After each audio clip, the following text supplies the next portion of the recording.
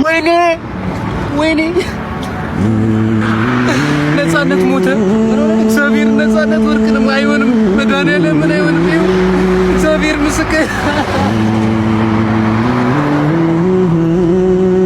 አርቲስት ነፃነት ወርቅነህ ከዚህ ዓለም በሞት ተለየ።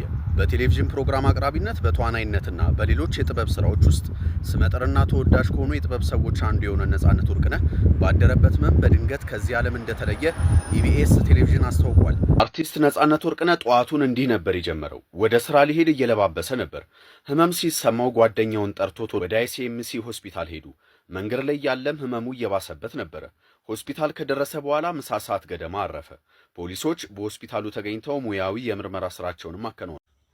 ከሆነ ከአንድ ሳምንት ወይ ከ10 ቀን በፊት ሰራለው አገኛለሁ አተርፋለሁ ለልጆቼ አባት ሆናለሁ ለቤቴ ምሰሶ ማገር ሆናለሁ ብሎ ነፃነት ወርቅነህ ብዙ ኪሎ ሜትሮችን አቋርጦ በጣም ትልቅ ተስፋን ይዞ ለስራ አሁን ወዳለውበት ሀገር ወደ ሚዛን አማን መጥቶ ነበርና አንድ ጓደኛዬ ጋር ተገናኝተው ነበር በአጋጣሚና የነበረውን ኢነርጂ እየነገረችኝ ነበር። የሚሞት ሰው አይመስልም ነበር የነበረው ተስፋ ለኔ ሲሰጠኝ የነበረው ምክር እያለች እየነገረችኝ ነበርና በጣም አዝኛለሁ።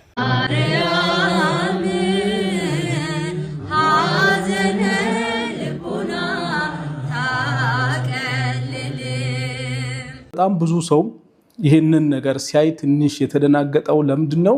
አብዛኛው ሰው ይሄን ነገር ምንድነው በሚል ከዚህ በፊት ነፃነት ወርቅነህ ቲቪ ላይ የሚያዩት መልክና ከቅርብ ጊዜ ወዲህ የሚያዩት መልክ ትንሽ አልገጣጠም ያላቸው ሰዎች ብዙ ነገር ሲጠይቁ ነበር። በጣም ብዙ ነገር ሶሻል ሚዲያ ላይ ሲጠይቁ ነበር። ያው ኢትዮጵያዊ ስንሆን እኛ ደግሞ አንዳንድ ነገርን ግልጽ አድርገን ማውራት ትንሽ ስለምንፈራ ነው እንጂ አብዛኛው ሰው ይሄ ነገር ጥያቄ ፈጥሮበት ነበር። አሳያችኋለሁ የተወሰኑ ቪዲዮዎችን ማለት ነው።